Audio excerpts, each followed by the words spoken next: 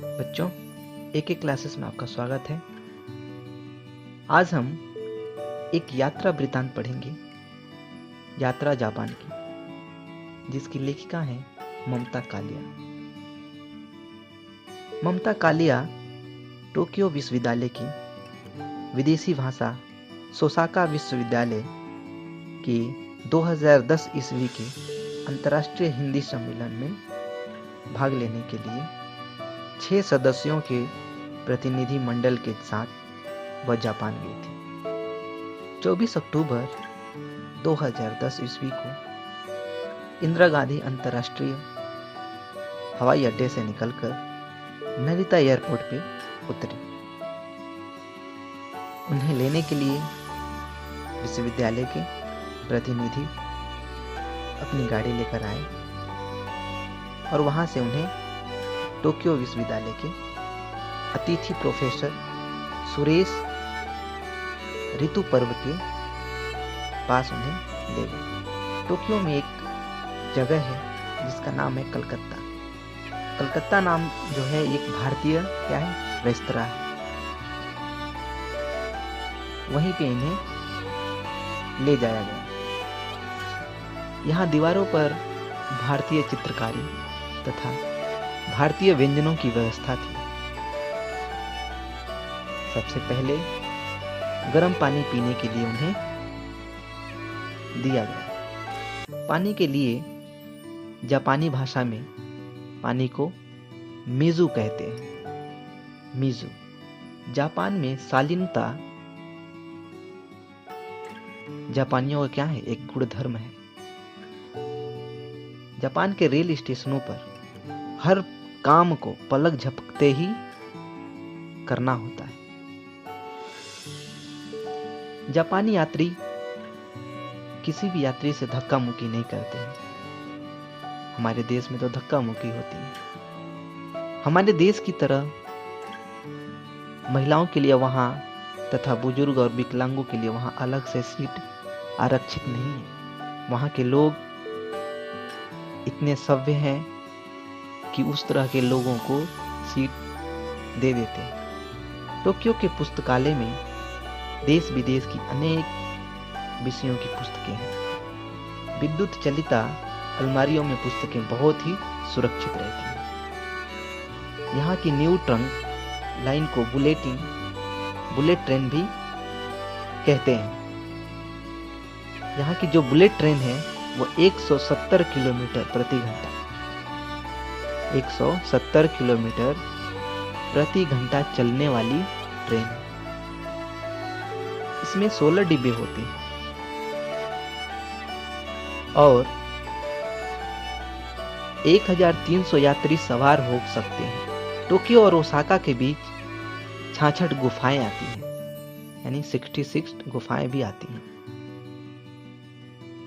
वहां पे बहुत सारे किले भी हैं। किले को जो कहते हैं, जो, और जी का अर्थ होता है मंदिर। किले को जो और मंदिर को जी कहते हैं। सन 1585 में सम्राट तोयोतोमी हिदेयोशी नामक सम्राट ने ओसाका का किला बनवाया था।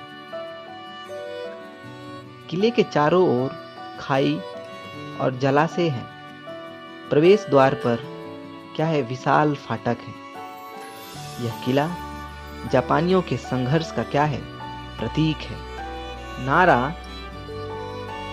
वहां नारा का एक प्रसिद्ध मंदिर है जिसे तोदाएजी कहते हैं, जिसकी स्थापना 1743 ईस्वी में हुई थी। मंदिर के अधिष्ठाता यानी जो मंदिर के जो भगवान है वो भगवान गौतम बुद्ध है। गौतम बुद्ध को जापानी में दाय बुत्सु भी कहते हैं। काली व भूरी लकड़ी की स्थापत्य कला देखने लायक बनती है। वहां तोदाई से जुड़ा एक हिरण वन है वहां पे, डियर फॉरेस्ट भी है।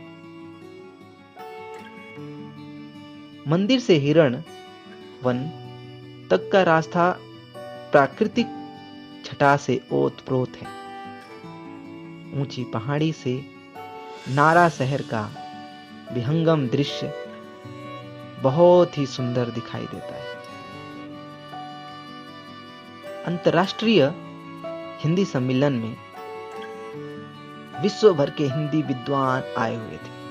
विशेषता यह थी कि जापान में हिंदी विद्वानों का एक बहुत बड़ा समूह उमड़ा हुआ था। वे हिंदी और उर्दू के विद्वान माने जाते थे। भारतीय हिंदी साहित्य के अच्छे ज्ञाता माने जाते हैं। सम्मेलन में कई पुस्तकों का लोकार्पण